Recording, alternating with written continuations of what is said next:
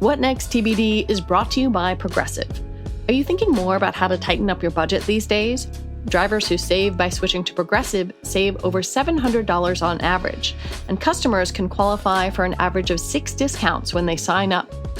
A little off your rate each month goes a long way. Get a quote today at Progressive.com. Progressive Casualty Insurance Company and Affiliates. National annual average insurance savings by new customers surveyed who saved with Progressive between June 2020 and May 2021. Potential savings will vary. Discounts vary and are not available in all states and situations. Myrtle Beach, South Carolina is the beach. It's also the perfect place to enjoy the holidays. Here, you get all the holiday cheer you can handle, plus 60 miles of beaches and endless fun. There aren't many places where you can celebrate the holidays and ring in your new year with an ocean view. This time of year is great for horseback riding along the shoreline, fishing from chartered boats or in the intracoastal waterways, and golfing at any of the 80-plus award-winning golf courses. Take a holiday from the average holiday season at the beach.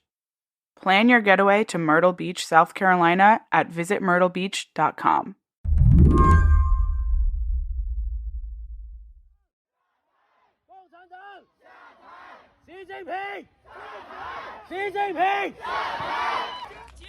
If you opened up Twitter on Sunday and tried to find this footage of Chinese protests against the government's extreme zero COVID policies, something very curious would have happened. Typing in the Chinese names of locations would not have yielded any video.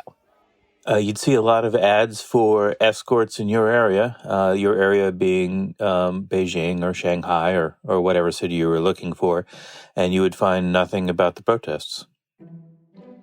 That's Joseph Menn, a veteran tech reporter for The Washington Post. And sometimes, the users had the names of the cities, so it was this, the person was named Shanghai or something like that. And this was a way to make sure that it showed up high in the listings. But there were just hundreds and hundreds of these. There's some other adult stuff too, but it was mostly very repetitive, like the same few over and over again. What do we know about who created them? So this falls under the heading of reasonable speculation. Who benefits? I haven't seen analysis that trace the specific accounts to known government accounts. There are some that had been dormant for years. There are some that had just tweeted a few times, but not in several months. And then there were some, a whole bunch of new ones. In the past, there have been spam floods that have been attributed to government or government contractors, and that would be the most obvious beneficiary here.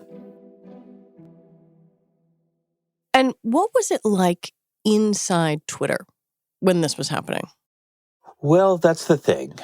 Twitter is a place of chaos right now. The staff has been cut by roughly 2/3, either through layoffs or resignations and or some firings. And the people who are left are really outgunned, and they're especially outgunned in sort of policy areas and trust and safety.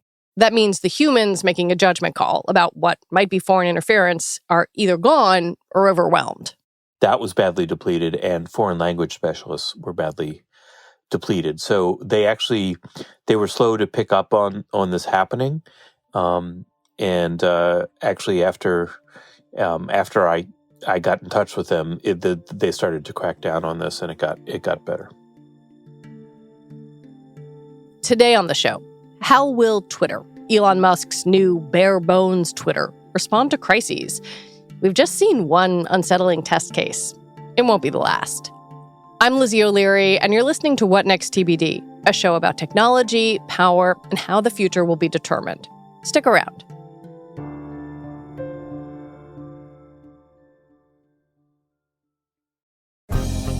This is Susan Matthews, host of the 7th season of the Slate podcast Slow Burn on Roe v. Wade.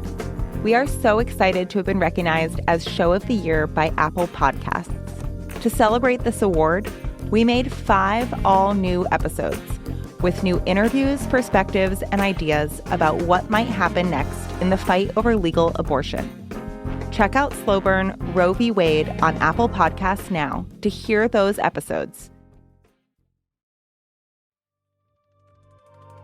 This episode is brought to you by Best Buy. This year, let Best Buy be your holiday hype partner. Whether you're searching for exciting gifts, trying to snag the hottest holiday deals, or looking for ways to simplify the giving and receiving experience, Best Buy is here to help. Best Buy has the best assortment of impactful tech gifts, along with fast and free fulfillment options and great deals all season long. Maybe you're looking for an air fryer to help the aspiring foodie in your life unlock new recipes, or a new phone or camera for an aspiring filmmaker who's turning their passion into a side gig. Or you might be on the hunt for a new smartwatch to support a friend's wellness journey. No matter what you're looking for, Best Buy is your giving destination for everyone on your list. And Best Buy makes it easy to get your gifts how and when you need them with free next-day delivery on thousands of items, as well as same-day delivery and in-store pickup options. Shop great deals on gifts now at Best Buy.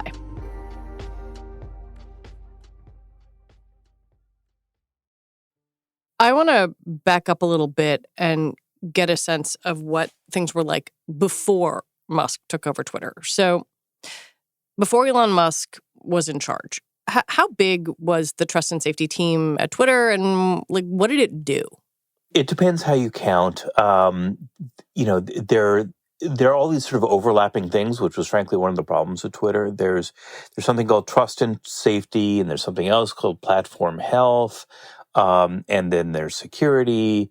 Then there's engineers. And one of the problems sort of called out by the whistleblowing earlier this year is that the teams, the trust and safety teams, didn't have their own designated engineers. So when they came up with something that would help them root out problems faster, like spam or foreign influence operations or whatever, they basically had to wheedle and cajole and try and convince some other team to let them have an engineer for a little bit. It wasn't terrifically effective before. So trust and safety includes stuff like harassment, abuse, what's called brigading, where like a whole bunch of people show up and in somebody's mentions and harass them, doxing, all these sort of bad things that happen. And it's mostly sort of individualized. The fancier stuff where it's like nation state activity, we're not talking about huge numbers, a couple dozen, that sort of thing.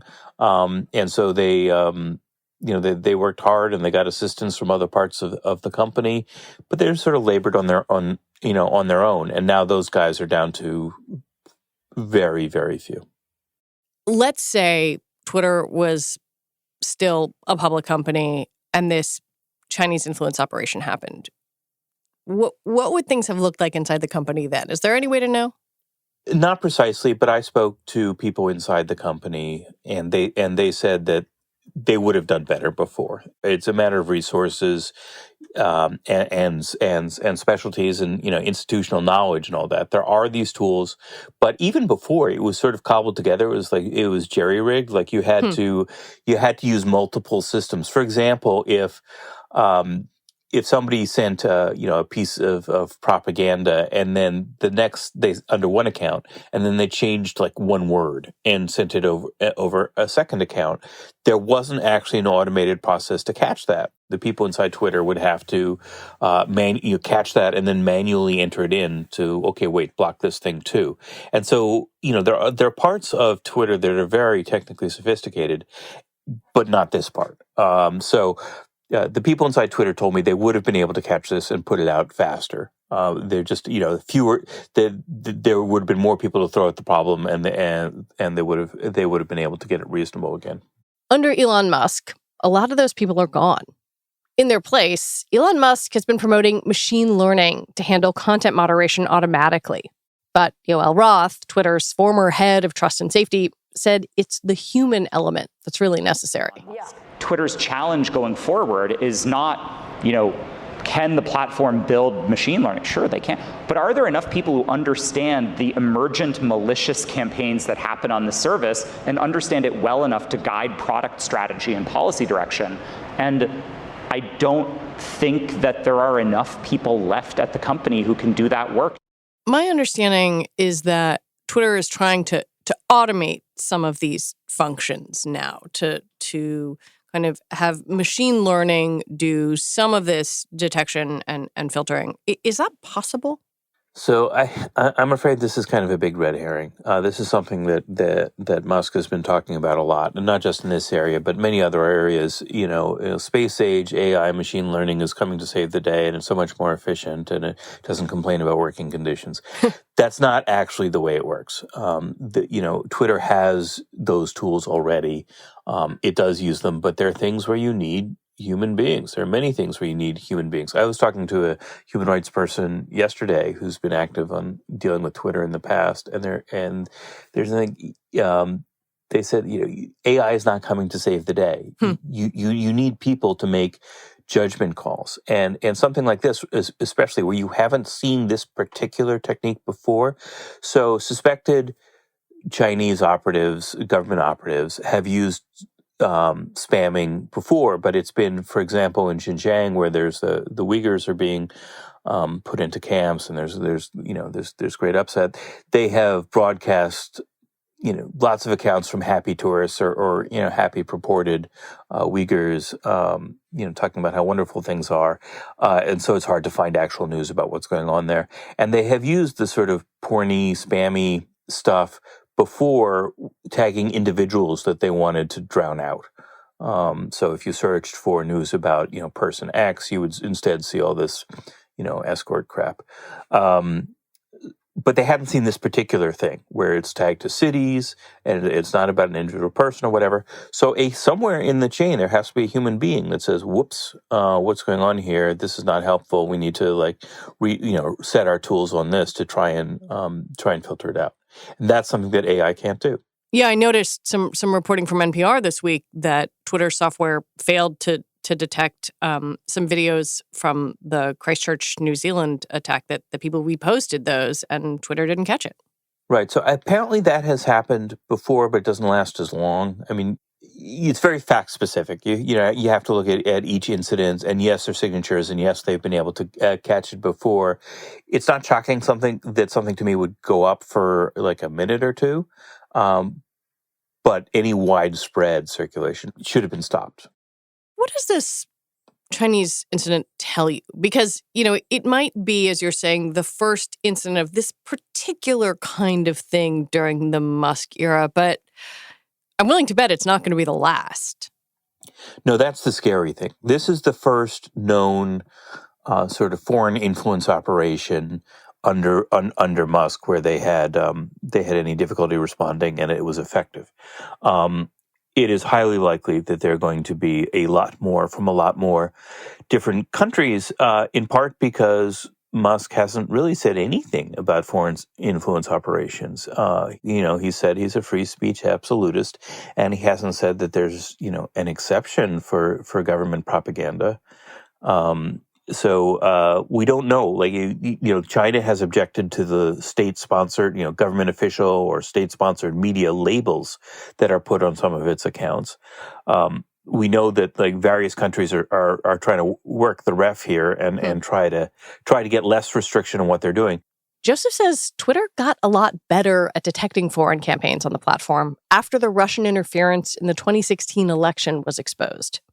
So after that came out in early 2017, they beefed up their staff. And among other things, when they caught a foreign influence operation, either on their own or because of a tip from Facebook or Google or the government, they'd keep an archive of which accounts have been suspended and what they tweeted. And that was a gold mine for researchers to see, okay, what are the strategies? Who else are these accounts connected to that Twitter didn't suspend, but are sort of part of a broader cloud of activity for one reason or another, either, because they're, ideological allies or there was money changing hands or whatever. And it's been amazing. And people are very worried that that's going to go away. So that's something that Twitter did better than the other companies. They were more transparent about what influence operations it found. Yeah, just a few weeks ago, in fact, they were talking, Yoel Roth, who used to be there, was showing some of this research. And I wonder, now that those teams are gutted, what happens? Do authoritarian governments just say, aha, we can spread our message here? So they've already been doing that. It's just the bigger ones get caught, the more obvious ones get caught. And so I don't think it's going to, there's still some people left. I think they'll still catch some, but I think the bar is going to be much higher for getting detected. So you could have there's already foreign influence operations, every day on there, multiple countries that we can't catch. That's especially true in non-English languages where Twitter is really understaffed and they just let go a lot of contract moderators that would catch other stuff. I think there's going to be more volume, and I think less of it's going to be caught at the same time. It's just going to be like the really big, blatant ones. When we come back, if there's an earthquake, should you still trust what you read on Twitter?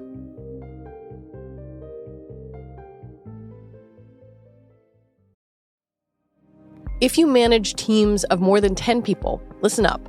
This is going to be a game changer for your team's ability to get stuff done and will make you look like a rock star to your boss, clients, and colleagues. Imagine how much more your team could accomplish together with an extra day of work each week.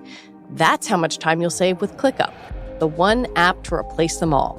ClickUp is a collaborative work hub that brings together everything organizations, managers, and teams need to do better work faster, all in one place.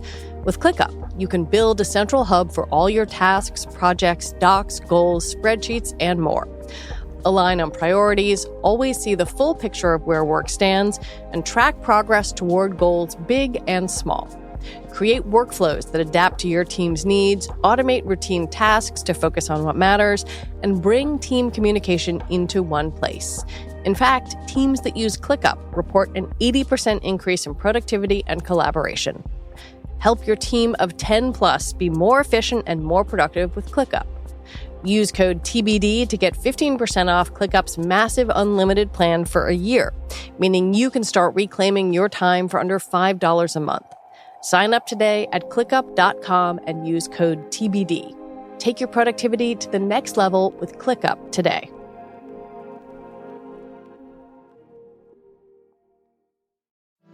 Hi, I'm Dahlia Lithwick, host of Slate's Amicus podcast, and I'm here to tell you that we have a special offer on Slate memberships. You can now get 3 months of Slate Plus for just $15, and you'll get no ads on any Slate podcasts, member-exclusive episodes and segments on my show Amicus, and shows like Political Gabfest and Slow Burn, and unlimited reading on the Slate site.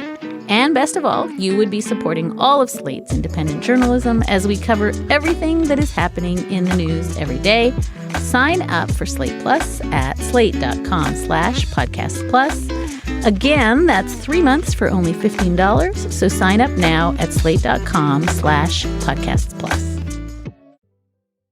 I think one of the things that's been happening in the U.S. and U.S. media is, a lot of conversation centered on Elon Musk, understandably. But I'm really curious how this affects kind of global safety, global manipulation. I'd love to know from you kind of how Twitter has been used as a manipulation tool in other countries in the past, and where you see that as a potential danger going forward. Well, there's one sort of overarching pattern, and that is that authoritarians love Twitter. People that can command an army of government employees, or in some cases, like the military, to use Twitter and to harness tools to amplify it in various ways of varying degrees of sophistication, they love it. So it's been a big problem in autocracies in a variety of places, and governments that are tending towards one party dominance. Brazil has been really bad. There's just been a change of power, or there's about to be a change of power in Brazil, and maybe it'll get less bad. But there are also all these people with skills on how to manipulate Twitter who are going to be looking for new employment. So they might just, be doing it for somebody else now. India is a really, really big problem. And India is especially fraught because it is such a large market that basically no tech company wants to walk away from it. So one of the dynamics you have there is that there's kind of there's kind of a pincers movement there where you've got the government saying you need to take down these protest accounts because they're terrorists, and that's our law. So hand over identifying information, et cetera, suppress this thing, suppress that thing, label the other thing. But at the same time, there are party loyalists that are flooding the zone with stuff that can be misinformation. And Twitter has cut its staff in the country radically. There's one report that says they've cut 90% of the employees in India. So far, Twitter has pushed back hard on the Indian government, took them to court over the summer over these kinds of requests. Do we have any sense about what might happen now? There's a lot of stuff that's happening below the surface. So it is true that Twitter has taken the government to court, and that has won it, a lot of support from civil rights groups and folks in India. On the other hand, you may recall that in the whistleblower account from former Chief of Security Peter Mudge Zatko, he alleged that there was an Indian government spy inside the company with access to pretty much everything. So sometimes the legal arm is different from the policy arm, and the policy arm is different from the actual moderation of accounts. So it is a very fluid, confusing situation. And I've spoken to a number of activists in India who are very upset and said there has been an increase in slurs and violence, calls for violence recently on Twitter. It's worth noting that Elon Musk's purported free speech absolutism seems much more focused on the U.S., where speaking up against, say, the government is protected. Elon himself and many others have been saying, look, this is simple. This is just free speech. Everybody, the one tech company shouldn't be exercising judgment on what's hateful or whatever. As long as it's legal, it should be broadcast. And that is a very attractive argument. But if everybody can talk, there's an old saying that the press is free to everybody who owns one. And that's true with Twitter as well. Anybody can have an account in most countries. But it favors the big and powerful, because if I can have, if I'm a company with 100,000 employees or a government with 500,000 employees, and I can all tell them to do something, that will usually drown out the one or two dissidents, critics, activists types. So that is maybe that's not as visible in the United States, but it sure as heck is in other countries. And 3/4 of Twitter's users are not in the United States. And the people outside are extremely concerned about this dynamic. Do you think Elon Musk thinks about that part at all? Because at least as far as what he's saying publicly, he really seems to be focused on the U.S. So I don't like trying to analyze what's in a person's head. I can only judge what I see and what other people tell me. I have not heard him say very much about things in other countries. I guess the exceptions have been when the European regulators say, well, look, we have some new laws coming online and you are going to comply. And that includes, having a system for attacking misinformation. He takes those calls. The only other time he really talks about the countries that I see is when he's talking about, how Tesla, which is the major source of his money, is going great guns in China, or something like that. He has a lot of business interests in other countries, and this is a source of concern in the U.S. government. One thing that has certainly been a source of concern for human rights activists and others who have been kind of watching Twitter's dealings in other countries is the size of the Saudi stake in this new iteration of Twitter. I wonder if people communicated any concerns to you about that. Yeah, sure. I mean, Saudi Arabia and other countries have a stake of less than 10% in Twitter. And to be fair, Saudi Arabia had a stake when it was a public company. They just rolled it over. That's right. On the other hand, one of my colleagues found out that If you have a stake of more than $250 million, you have certain extra rights in the new company. You get information that others do not, and that is a source of concern, because even just information about what Twitter's plans are is useful to one government or another, and if it comes with any chance to influence the decision making, then that is more of a problem. Another potential problem might only emerge in a disaster. Already, we've seen Musk's $8 verification plan lead to spoofed accounts of the National Weather Service. And that kind of thing could be momentarily funny until it's really not.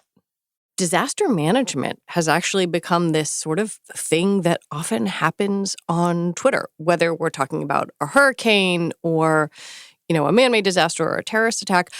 What have people inside the company been telling you about what might happen in that kind of a situation now?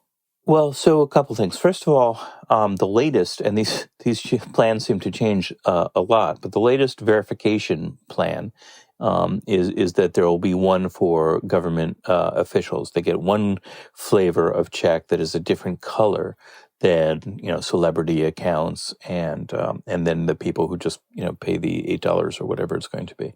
So it is likely that you will still be able to find once the population gets trained on this new thing, and if it sticks and if it rolls out effectively, you will be able to see if you're looking for earthquake information from some city in California, you'll be able to see the right kind of check mark for a county official or a state or federal earthquake information, and you'll still be able to get things that way. I think the transition is going to be awkward. It is true that many government agencies, especially smaller ones, county governments, school boards, that sort of thing, are looking for different outlets. Sometimes they would just put information on Twitter, but now there's a Facebook page that they're going to be posting more on, or they're trying to retrain people to search for the actual county government website, that sort of thing. I think a lot of people, myself included, have become used to thinking of Twitter as a place to get news or be our first stop in a crisis, whether that's from journalists or government accounts or just people. I mean, the guy who basically live tweeted the Bin Laden raid. How do you think that's going to change? Is it? That's a really interesting question. If people leave the site, people stop spending as much time on it, and they check in more, once a day or once a week or something, then yeah, over time it'll be less of a platform for citizen reporting or whatever you want to call it, and something will have been lost there. And I think that will happen if it's all vitriolic. I mean, at the moment, anecdotally, we know that some slurs are up. We know that there's a lot of discussion on Twitter about Twitter, which isn't really terribly interesting, I think, to most folks. And it'll make it less attractive over time. People said in the early days of this a month ago that there aren't really good alternatives to Twitter. And I think that was true, but it has been surprising, those alternatives that are out there, how quickly they've been attracting people. Mastodon is one, Hive is another. I think there's a real chance that we won't have this one giant public square anymore where you can go for anything. I think things may be more specialized, because it turns out that if you have a giant, basically unregulated public square, then there's a lot of propaganda and noise and commercial stuff, which is not really very interesting or useful to people. Maybe it'll still be the place for celebrity news, but even some of those have left now, and they're on Instagram or whatever. So I think there's a real chance that you will find your community. I mean, one of the great things about Twitter is the sub communities there, Black Twitter, Golf Twitter, whatever. And I think maybe those groups will go to different places, one or another server on Mastodon or something else. If we can't rely on Twitter, and I don't know yet if we can rely on those other alternatives to combat, say, propaganda, foreign interference, or get the message out about an earthquake, does that leave people worse off? Like, are there other places that can fill this gap, or is there going to be something missing?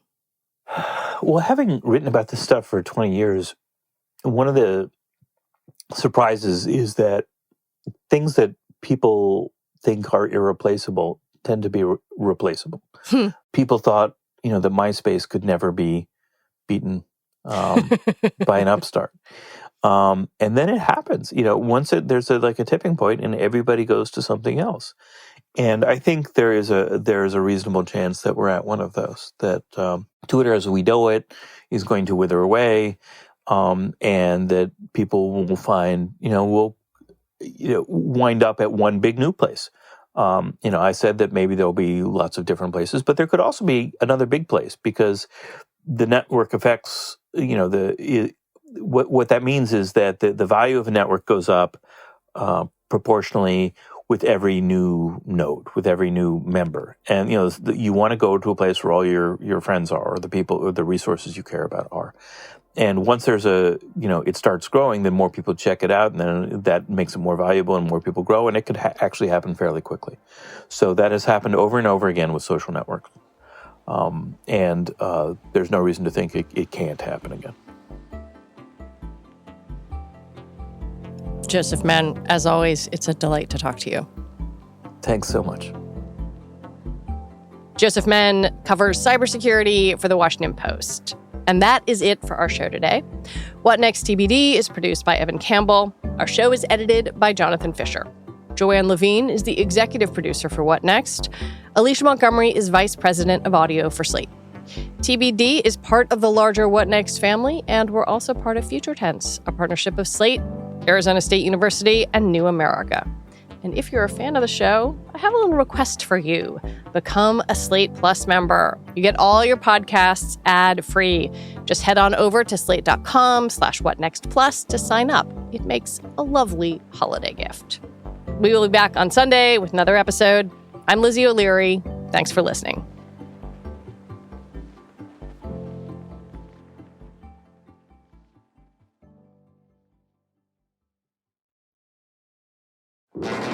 This episode is brought to you by Best Buy.